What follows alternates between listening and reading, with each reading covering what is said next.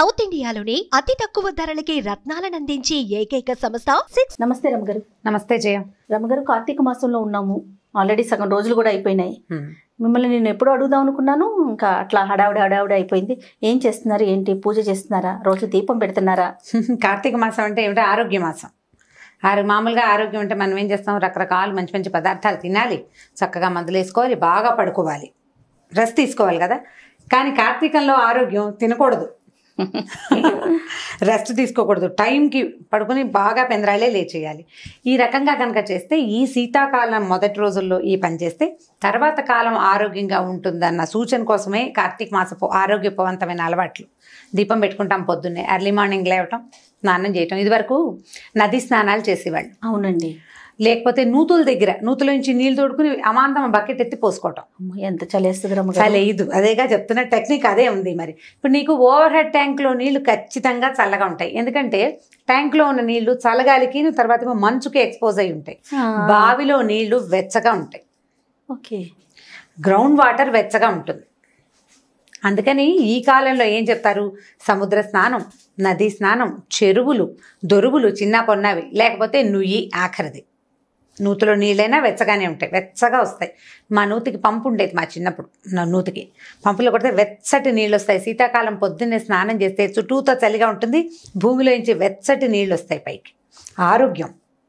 చల్లటి నీళ్ళు నువ్వు ట్యాంక్ వాటర్ పోసుకుంటే నిజంగానే చలిస్తుంది. మనం ట్యాంక్ వాటరే పోసుకుంటున్నాం అనుకోండి, ఆరోగ్య రీత్యా కొద్దిగా గోరువెచ్చటి నీళ్ళు, వేడి నీళ్ళు గీజర్ ఆన్ చేసుకుని పోసుకోకుండా కొంచెం మరీ చల్లగా ఐస్ కోల్డ్గా కాకుండా ఐస్ కోల్డ్ నీళ్ళు పోసుకుంటే జబ్బు చేస్తుంది. అవునండి. బయటికి వెళ్ళి స్నానాలు చేసే అవకాశం లేని వాళ్ళు తప్పకుండా ఇంట్లోనే ఏదో స్నానం చేస్తాము. ఒక మాట కార్తీక దామోదరుని తలుచుకుని, నాయన ఈ జన్మకి ఇదే, ఈ సంవత్సరానికి ఇది, వచ్చే సంవత్సరం కుదిరితే నది స్నానం, ప్రతి నెల ప్రతి సంవత్సరం నేను ఇదే అనుకుంటాను, వచ్చే సంవత్సరం ఏదైనా నది స్నానం ఒక్కసారైనా చేస్తాను అని. కుదిరితే కుదురుతుంది, లేకపోతే లేదు. ఏ కృష్ణకో గోదావరికో వెళ్ళగలిగే అవకాశం వచ్చిందనుకో చేసేస్తాం, రాలేదనుకో ఇక ఇదే కడిపే కైలాసం కానీ ఇల్లే వైకుంఠం అని అలాగే చెప్పుకుంటాం అనమాట. ఈ పొద్దున్నే స్నానం, తర్వాత ఏమో సోమవారాలు ఉపవాసం ఉంటాం, పగలు ఉపవాసం చేసి రాత్రి భోజనం చేస్తాం. ఏకాదశిలో రోజంతా ఉపవాసం ఉంటాం, ద్వాదశి నాడు పారణ చేస్తాం. ద్వాదశి మధ్యాహ్నం నిద్రపోకూడదు, అదొక నియమం. ఈ కార్తీక మాసంలో కూడా పగళ్ళు పడుకోకూడదు, నక్తాలు చేస్తాం. కార్తీక నక్తాలు అంటే పగలల్లా ఉపవాసం ఉండి ప్రతిరోజు చుక్కలు చూసాక భోజనం చేస్తాం. చుక్క చూసి భోజనం చేస్తాం. ఈ చుక్క చూసి భోజనం చేసే వాళ్ళు మధ్యాహ్నం భోజనం చేయలేదు కదా అని రెస్ట్ తీసుకుని నిద్రపోకూడదు, నిద్రించకూడదు. రాత్రి భోజనం చేసి పడుకోవచ్చు, మళ్ళీ తెల్లవారుజామున లేచేసేయాలి దీపాలు పెట్టడానికి. ఈ నియమంతో పనిచేస్తే హెల్తీగా ఉంటాం అనేది నిర్వాదం, ఖచ్చితంగా హెల్తీగా ఉంటాం. ఇలా పని చేయాలి. ఒకటి, ఇప్పుడు పౌర్ణమి వస్తుంది కదా, ఇప్పుడు ద్వాదశి అవి ఏకాదశి అయిపోయినాయి, ఏకాదశి ద్వాదశిలు అయిపోయిన తర్వాత ఇక వచ్చేది పౌర్ణమి. పౌర్ణమికి రకరకాల పద్ధతులు ఉంటాయి. కొంతమంది పెద్దవారు చెప్పినవి ఫాలో అవుతారు, ప్రతి సంవత్సరం కొత్త, ఈ సంవత్సరం ఏం చేయాలి అని. కొంతమంది ఇళ్లల్లో ఉన్నవి ఫాలో అవుతారు. ఇళ్లల్లో ఉన్న పెద్దవాళ్ళ అమ్మమ్మలు, నాయనమ్మలు, అమ్మలు, అత్తగారులు చేస్తుంటే వాళ్ళ వెనకాలబడి చేయటం. పౌర్ణమికి నోములు ఉంటాయి, తోరణ నోములు అంటారు, అదొక రకం. దాని మీద బాగా వివరంగా నాకు తెలీదు. తోరాలు ఉంటాయి, ప్రతి సంవత్సరము ఆ తోరాలు తీసి దాచిపెట్టుకుంటారట, అదొకటి. కేదారేశ్వర వ్రతం చేసుకునే వాళ్ళు కొంతమంది, సత్యనారాయణ వ్రతం చేసుకుంటారు కొంతమంది. ఆ సత్యనారాయణ వ్రతం కూడా చేస్తారు ఈ పౌర్ణమి నాటికి. కేదారేశ్వర వ్రతం అని విన్నాను, కానీ సత్యనారాయణ వ్రతం కూడా చేసుకుంటారు. ఇదొకటి. అక్కడి నుంచి లేకపోతే మనం ఏం చేస్తాము, 365 ఒత్తులు వెలిగించుకోవడం. సంవత్సరం అంతా వెలిగించకపోయినా, లేకపోతే ఇబ్బంది రోజుల్లో వెలిగించకపోయినా ఆ దోషం పోవటానికి భార్యకు ఒక 365, భర్తకు ఒక 365 వెలిగించాలని, ఇవి రెండు వెలిగించి పెట్టుకోవటం. ఈ దేవాలయానికి వెళ్ళే పద్ధతి ఒకటి. దేవాలయానికి అంటే మన ఇంట్లో సాగదు, నిలబెట్టలేము, లేకపోతే మనకే ఏమిటంటే యాంబియన్స్, వాతావరణం సరిగ్గా లేదనిపిస్తుంది. దేవాలయానికి వెళ్తే ఒక ఆధ్యాత్మిక వాతావరణం ఉంటుంది, కొంత స్థిమితం ఉంటుంది. గుళ్ళో చాలా మంది పెడుతుంటారు, వాళ్ళతో పాటు పెడితే మనకు కూడా కొంత ఆధ్యాత్మిక భావాలు ఇంకొంచెం పెంపొందుతాయి కదా. సరే, దేవాలయానికి వెళ్ళి పెట్టేటట్టయితే దేవాలయంలో పెట్టుకోవటం, లేకపోతే మన ఇంట్లోనే. నేనైతే ఈ దేవాలయాలకి వెళ్ళలేను, అంతమంది గుంపులుగా జనం ఉండి ఒకళ్ళ దీపాలు ఒకళ్ళు తోసేసుకుంటున్నారన్న భావన నాకు ఆసక్తికరంగా వదిలే ఈ పని అనిపిస్తుంది. నేను ఇంట్లో పెట్టుకుంటాను, తులసి దగ్గర పెట్టుకుంటాను. ముగ్గు వేస్తారు తులసి దగ్గర. తులసికి మామూలుగా మా తులసి కొంచెం ఎత్తు మీద ఉంటారు, పైన ఉంటుంది తులసమ్మ, కిందకి దింపుకుంటాను అనమాట. ఆ ఒక రోజుకి ముగ్గేసి ముగ్గులో తులసిని కూర్చోబెడతాం. ఈ తులసికి ముందుకి మళ్ళీ ముగ్గేసుకుంటాం, శంఖచక్రాలు, పద్మము ముగ్గేస్తాం. ఇప్పుడు ఈ పద్మంలో ఈ 2 ప్రమిదలు 365 365 ఒత్తులు వేసి వెలిగించుకోవటం. ఈ ఒత్తుల్ని మనకి ఇప్పుడు దొరికేస్తున్నాయి. ఇది వరకు చేత్తో చేసుకుని పెట్టుకునేవాళ్ళం, నెల మొదటి నుంచి చేసుకునేవాళ్ళము. ఇప్పుడు దొరికేస్తున్నాయి చక్కగా. ఇంతలా కట్ట కడతాడు, పైన చిన్న ఒత్తి పెడతారు. నా చిన్నప్పుడు ఇంట్లో అమ్మ వాళ్ళు పిన్ని వాళ్ళు వీళ్ళందరూ చేసుకునేవాళ్ళు. విభూతితో చేస్తారు కదా. అంటే విభూతి ఉంటే మనకి ఒత్తి తిరుగుతుంది అనమాట. పురి రావాలి కదా, మనకి మామూలు పత్తి మన చేతికి తిరగదు. విభూతి రాసుకునేసరికి బరగ్గా అవుతుంది. ఈ బరక మీద తిరిగి చక్కగా ఇలా తిరిగి మనకి బాగా వస్తుంది. అప్పుడు దారపు ఒత్తులతోటి చేసుకుంటాం. ఇది ఒక పద్ధతి. ఇప్పుడు దీన్ని ఏం చేస్తాము, ఈ 365 ఒత్తులు అంటే అప్పటికప్పుడు వెలిగిస్తే వెలగదు. దాన్ని ఏం చేస్తామంటే పొద్దున్నే మనం దేవతార్చన చేసుకునేటప్పుడు పొద్దున్న దీపం పెట్టుకునే అలవాటు ఉన్నవాళ్ళు లేదా దేవతార్చన పద్ధతులు ఉన్నవాళ్ళు అప్పుడే ఆవునేతిలో కనుక తడిపి ఉంచితే సాయంకాలం దీపం నిలిచి కాలుతుంది. మార్నింగ్ పెట్టేస్తే పొద్దున్న నానబెట్టుకోవాలన్నమాట. నువ్వు సాధారణంగా ఆవు నూనెతోటే చేస్తాం. ఆవు నెత్తి దీపాలే కదా అసలు కార్తీకం అంతా ఆవు నెయ్యే వాడుకుంటాం కదా. నిలబడి కాలుతుంది అనమాట. అది మధ్య మధ్యలో కొండెక్కిపోకుండా విరిగిపోకుండా స్థిమితంగా కాలడం కోసం, అంటే దీపం నిలబడి వెలగాలి కదా, పూర్తిగా ఆహుతవ్వాలన్నది ఒక నియమం. దీపం ఇప్పుడు మనం మామూలు దీపారాధన దేవతార్చన దగ్గర రోజువారీ చేసుకునేటప్పుడు దీపం బాగా నూనె అయ్యే వరకు ఉండటం ఒకటి, దీపం నిలిచి వెలగటం. ఒక్కొక్కసారి ఒత్తులు కూడా ఆహుతైపోతాయి. ఒత్తులు ఆహుతైతే చాలా మంచిదని ఒక భావన. ఒక్కొక్కళ్ళు ఆటభేదాలు ఉంటాయి, ఒక్కొళ్ళు ఒక రకంగా చెప్తారు. ఒత్తి మొత్తం ఆహుతైపోతుంది, అది కూడా బాగానే ఉంటుంది. ఈ 365 ఒత్తులు ఆహుతైతే బాగుంటుందని 2-3 పెద్దవాళ్ళ దగ్గర విన్నాను నేను. ఇది ఒక విధానం. పల్లెటూళ్ళల్లో అయితే ఏం చేసేవాళ్ళం అంటే ఈ 365 ఒత్తులు వేసేటప్పుడు దీపాలని చెరువులో వదిలిపెడతారు. జ్వాలా తోరణం అంటారు. ఈ జ్వాలా తోరణానికి దేవాలయాల దగ్గర చేస్తారు ఒక విధానం. దేవాలయాల బయట అంటే చిన్న చిన్న గుళ్ళల్లో చెయ్యరు, ప్రమాదాలకి దారి తీస్తుంది. పెద్ద ప్రాంగణాలు ఉండే దేవాలయాల దగ్గర ముఖద్వారం దగ్గర ఏం చేస్తారంటే గడ్డితో తోరణం ఏర్పరుస్తారు.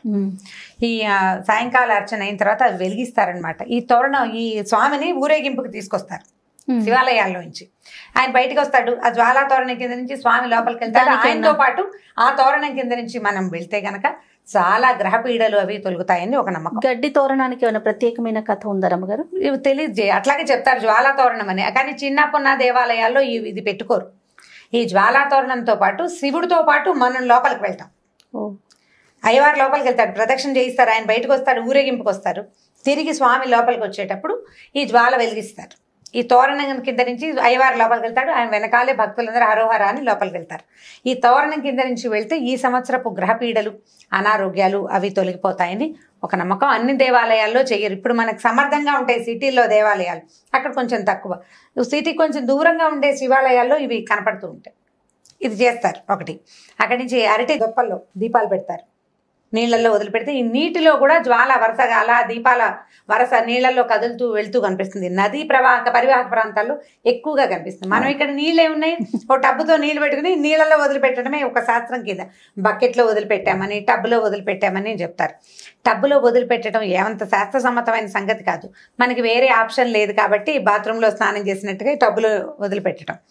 జ్వాలని నది పరివాహక ప్రాంతాల్లో కనుక కాలువలో వదిలేమనుకో, కాలువతో పాటు ఆ జ్వాల ముందుకెళ్తుంది, దీపం ముందుకెళ్తుంది. ఇప్పుడు మనం అరటి దొప్పల్లో ఏం చేస్తారు, చిన్న మూతలతోటి హోల్స్ లాగా చేసి అందులో ఆవునేతి దీపం వెలిగిస్తాం. అది నీళ్ళలో వదిలిపెడితే ప్రవాహ వేగానికి ఆ జ్వాల ముందుకెళ్ళిపోతుంది, దీపం ముందుకెళ్తుంది కదా. అలా వెళ్తున్న వరుస ఆ దారిలో ఉన్నటువంటి చాలా రకాల సూక్ష్మక్రిములని నాశనం చేస్తుంది. పరివాహక ప్రాంతాలను శుభ్రం చేసే విధానాల్లో ఇదొక విధానంగా భావిస్తారు. పసుపు కుంకుమ పువ్వులు వేసి దీపానికి అర్చన చేస్తారు, ఆ దీపాన్ని వదిలిపెడతారు. అట్లా జాల దీపాలు ముందుకు వెళ్తుంటే ఆధ్యాత్మిక ధోరణి పెంపొందుతుంది, చుట్టుపక్కల వాతావరణం పవిత్రీకరింపబడుతుంది. ఈ పరివాహక ప్రాంతాల్లో ఉన్న చాలా రకాల అనారోగ్యాలు అవి దూరం అవుతాయని నమ్మకం. పాతకాల పద్ధతులు కదా ఇవన్నీ. అప్పుడు ఇలా అపార్ట్మెంట్లు ఇల్లు ఈ గోళాలు లేవు కదా. అక్కడి నుంచి ఆకాశ దీపాలు పెడతారు, దేవాలయంలో ఆకాశ దీపం పెడతారు. రోజు సాయంకాలం వేసరికి పైకి పెట్టుకుంటారు దీపం. ఇళ్లలో పెట్టలేకపోతాం ఆకాశ దీపం చూడడం. వీటిలలో ఏది కుదిరితే ఇప్పుడు ఇవన్నీ చేయాల్సిందేనంటే అన్నీ ఎక్కడ చేస్తాం, ఏది కుదిరితే అది చేస్తాం. అయితే కార్తీక మాసానికి రకరకాల కథలు చెప్తాం. పురాణం వినొచ్చు, రోజు వారడి పురాణం వింటాం. కార్తీకపు ప్రత్యేకత, ప్రతి రోజుకు ఒక కథ ఉంటుంది. 30 రోజులు 30 కథలు వినగలిగితే మంచిది. ఓకే. పౌర్ణమి నాడు ఒక రోజైనా సరే వాళ్ళు ఉపవాసం ఉంటాము, ఏదో చలిమిడి అవి చేసుకుంటాం. చలిమిడి దీపారాధన చేస్తారు, అది కూడా ఒక పద్ధతి. మా ఇళ్లలో కూడా కొంతమంది చేస్తారు. చలిమిడి చేసి ఆవు నెయ్యి పోసి అందులో దీపం పెట్టి వెలిగిస్తారు. ఆ చలిమిడే ప్రసాదంగా స్వీకరిస్తారు. రాత్రి మళ్ళీ వెన్నెల వచ్చేదాకా భోజనం చేయరు. ఇదొక విధానం. ఎన్ని రకరకాలు. ఇప్పుడు నేను చేసే కొన్ని నాకు తెలిసినవి కొన్ని చెప్తున్నాను నేను. ఇప్పుడు ఇదే విధాయకమా అంటే నేను ప్రతిసారి ఏదో చెప్తా, ఈ ప్రాంతానికి ఇది విధాయకం. కొన్ని ప్రాంతాల్లో చలిమిడి తినరు, కొంతమంది తింటారు. కొంతమంది పళ్ళు నైవేద్యం పెట్టి పళ్ళే తింటారు. అసలు ఏమీ లేకుండా మంచినీళ్ళతో ఉండేవాళ్ళు కొంతమంది. వాళ్ళ అలవాట్లు, ఊళ్ళు, ఆ పద్ధతులను బట్టి. ఎవరికైనా సాధారణ నియమం ఏమిటి? పగలు ఉపవాసం, రాత్రి భోజనం, దీపం ఖచ్చితమైన నియమం. నువ్వు పొద్దున్న తెల్లవారుజామున లేచి పెడతాను, సాయంకాలం పెట్టలేను, ఆఫీస్కి వెళ్తాను. మరి పొద్దునైనా పెట్టు, నీ కుదిరితే చెయ్యి, ఆ పనైనా చేయాలి నువ్వు.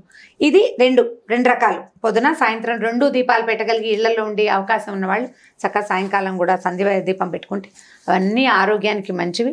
మనకి ఏంటంటే భగవంతుని చేరడానికి మనం ఎన్నుకున్న రకరకాల మార్గాల్లో ఇది ఒక మార్గం. కార్తీకం చాలా ప్రత్యేకమైన మాసంగా చెప్తాం కదా.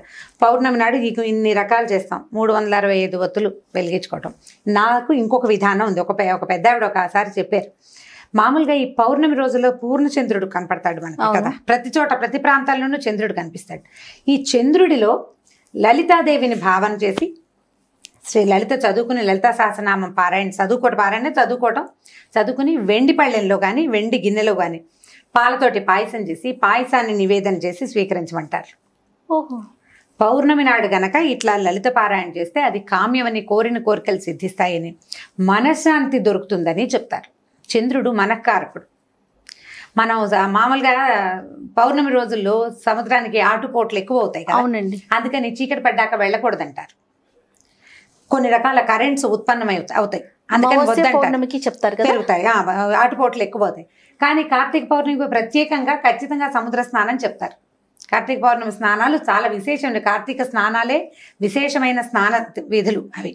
పౌర్ణమి నాడు ఈ సముద్ర స్నానం చేయడం ఇంకా విశేషమైంది. పున్నమి చంద్రుడి వీపు కనుక పడితే ఆ సూర్యుడు చంద్రుడు ఈ నెలల్లో ఈ మధ్యలో పౌర్ణమికి వాటికి దగ్గరలో సూర్యచంద్రులు ఇద్దరు ఒక్కసారే ఆకాశంలోకి వస్తారని, ఆ వెలుగులు ఈ నదుల మీద పడడం వల్లే వాటిలలో కరెంట్స్ అంటే అందులో ఉండే శక్తి పెరుగుతుందని చెప్తారు. అందుకు ఈ నదీ స్నానాలు అవి నియమబద్ధంగా చేయాలంటారనమాట. కుదిరితే చేస్తాం, కుదరకపోతే ఇప్పుడు నేను చెప్పాను కదా వచ్చే సంవత్సరం చేస్తానని ఒక దండం పెట్టుకుంటాం. కుదిరిన ప్రకారంగా చేసుకుంటూ వెళ్తాం. పౌర్ణమి నాడు నియమంగా పగలు ఉపవాసం, సాయంకాలం భోజనం, సాయంత్రం దీపం పెట్టుకోవటం. ఈ 365 ఒత్తులు వెలిగించగలిగితే వెల్ అండ్ గుడ్. నీ వల్ల కాలేదు, సూక్ష్మంలో మోక్షం ఒక దీపమైన ఒక్క జోడు దీపాలు వెలిగించి చంద్రుణ్ణి చూశాక భోజనం చేయటం. మనం ఏదైనా నివేదన చేసుకుని కుదిరితే మేడ మీదే భోజనం చేయగలిగితే ఆ చంద్రకిరణాల వల్ల మనకి ఆహారం అమృతతుల్యం అవుతుందని చెప్తారు. చీకటి పడ్డాక చేస్తాం. ఎలాగైనా 6ంటికి తినేయం కదా, 7 గంటలు అయిపోతుంది. పాయసం, పప్పు ఏదో చేసుకుంటాం. మనకి 5 నుంచి చీకటి అనిపించేస్తుంది. చలికాలం కదా. ఈ చంద్రుడు సోకిన చంద్రకిరణాలు సోకిన ఆహారాన్ని తీసుకుంటే ఆరోగ్య వృద్ధి, మనసు చాలా ప్రశాంతంగా అవుతుందట. మైండ్ కూల్గా ఉండటానికి చంద్రుడు బాగా ఉపకరిస్తాడు. అందుకని వెన్నెట్లో తిరగండి. బాగా డిప్రెస్డ్గా ఉన్న వాళ్ళకి, కాస్త బాధగా ఉంది, వెన్నెల్లో తిరగండి అని చెప్తారు. మనశ్శాంతిగా ఉంటుంది. చల్లదనం వల్ల ఒక రకమైన ఆహ్లాదకరమైన వాతావరణం వస్తుంది. ఈ ప్రసాదాన్ని మనం చంద్రుడికి చూపించుకోవచ్చు. అందుకని ఏం చేస్తాం, తులసిని ఆరు బయట పెట్టుకుంటాం కదా. అవును, ఇళ్లలో ఉండదు కదా మనకు తులసి చెట్లు, కొంచెం ఆరు బయట ఉంటాయి. ఇంకా కొంచెం వెన్నెల సోకే చోటు ఉంటే మరీ అదృష్టం. అక్కడే ఏదో చేసిన పదార్థాలు, పాయసం అవి తీసుకెళ్ళి నివేదన చేయటం, మనం తులసికి నివేదన చేయటం ఒకటి, చంద్రుడికి నివేదన పెట్టడం రెండో విధానం. ఈ 2 విధానాల ప్రకారం కార్తీక పౌర్ణమిని ఈజీగా, సింపుల్గా, చక్కగా చేసేసుకోవచ్చు. నేనైతే వీటిలలో దాదాపుగా అన్ని నేను చెప్పిన విషయాలన్నీ నా సొంతవే. ఓకే. 1, 2 మరి ఈ చెరువుల్లో వేటాలు అవి ఈ ఊళ్ళల్లో చేయలేం, మనం చేయలేకపోతాం కదా. ఈ చేయగలిగేవన్నీ చేసుకుందాం. ఎలాగో ఇదంతా హెల్దీ థింగే. ఆవు నెయ్యి తాలూకు కాలిన పొగ ఆరోగ్యదాయకమైంది. అవును. నువ్వుల నూనె పొగ కూడా అలాంటిదే. నువ్వుల నూనె పొగతోటి క్రిములు, సూక్ష్మ క్రిములు నశిస్తాయి. నెయ్యి ఆయుర్వృద్ధి అని చెప్తారు. ఘృతం ఏంటంటే ఆయుష్ను పెంచుదని వేదంలోనే చెప్పబడింది. ఆహారంగా తీసుకుంటే ఎంత వృద్ధో దాని నుంచి వచ్చే పొగని పీల్చినా కూడా అంత వృద్ధి జరుగుతుంది. ఆయుర్వృద్ధి అనే ఖచ్చితంగా ఈ నెలలో ఇది వాడండి అని చెప్తారు. అన్ని నెలల్లోనూ ఆవు నెయ్యి వాడేయాలి అంటే మనకు కుదరదు. సంవత్సరంలో ఒక్క నెలైనా మీరు ఈ పని చేయండి అంటే చేస్తామని మన పెద్దలు ఈ విధిని మనకు ఏర్పరిచారు. ఆవు నీటి దీపాలు పెట్టండి. వీలయ్యి మీకు బాగా కుదిరి ఇంటి నిండా, వాకిలి నిండా దీపాలు పెట్టుకోగలిగితే మహత్తరంగా ఉంటుంది. అవన్నీ చేయలేకపోయినా 2 దీపాలైనా పెట్టుకుని చక్కగా ఆరోగ్యవంతమైన కార్తీక మాసాన్ని మీ సొంతం చేసుకోండి. ఓకే రమ్మ గారు. ఓకే, నమస్తే.